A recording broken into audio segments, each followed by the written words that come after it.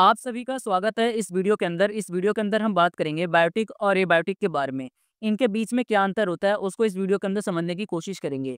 Biotic को जो है बायोटिक कंपोनेंट या फिर बायोटिक फैक्टर भी बोलते हैं और एबायोटिक को जो है एबायोटिक कंपोनेंट या फिर एबायोटिक फैक्टर भी बोलते हैं। चलिए वीडियो को शुरू करते हैं। तो सबसे पहले बात करते हैं डेफिनेशन के बारे में। बायोटिक का मतलब होता है कि इस एनवायरनमेंट में जितने भी लिविंग ऑर्गेनिजम्स हैं उन्हें बायोटिक बोलेंगे।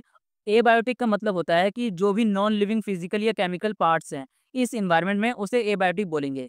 आसान शब्दों में इस तरीके से समझ सकते हैं कि बायोटिक का मतलब होता है लिविंग और एबायोटिक का मतलब होता है नॉन लिविंग।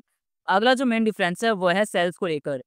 यानी कि जो बायोटिक कंपोनेंट्स होते हैं वो सेल से बने हुए होते हैं। यानी कि जितने भी लिविंग ऑर्गेनिजम्स होंगे वे सेल से ही बने होंगे और जो एबायोटिक होते हैं इनके अंदर सेल्स नहीं होते। अगला जो मेन डिफरेंस है वह है ग्रोथ एंड रिप्रोडक्शन को लेकर।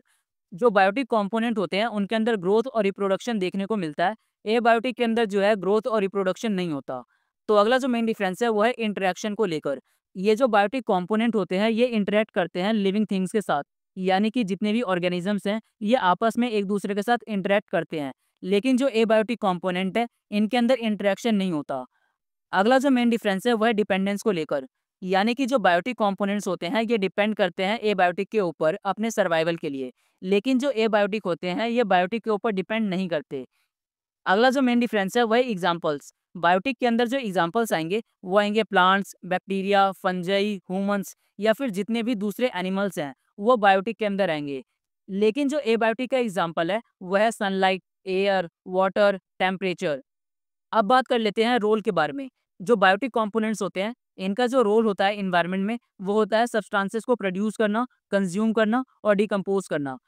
इसका मतलब ये हुआ कि जो प्लांट्स होंगे वो चीज़ों को प्रोड्यूस करेंगे और जो ह्यूमंस, एनिमल्स हैं ये उन चीज़ों को कंज्यूम करेंगे और जो बैक्टीरिया है वो उन चीज़ों को डिकम्पोज करेंगे। अब बात कर लेते हैं एबायोटिक के रोल के बारे में। एबायोटिक का जो रोल है वह है उन कंडीशंस को प्रोवाइड करना जिससे कि जो लिविंग ऑर्गेनिजम्स है, जो लाइफ है वो सरवाइव कर सके। जैसे कि मैंने ऊपर बताया था कि जो बायोटिक कंपोनेंट्स होते हैं उन्हें एबायोटिक कंपोनेंट्स की ज़रूरत है सरवाइव करने के लिए। लेकिन जो एबायोटिक है उनको जो है बायोटिक कंपोनेंट्स की ज़रूरत नहीं होती है।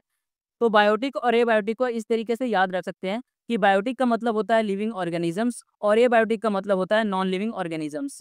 तो ये कुछ बातें थी बायोटिक और एबायोटिक के बारे में। इनके बीच में क्या अंतर होता है उसके बारे में। तो इस वीडियो को देखने के लिए आप सभी का बहुत बहुत धन्यवाद।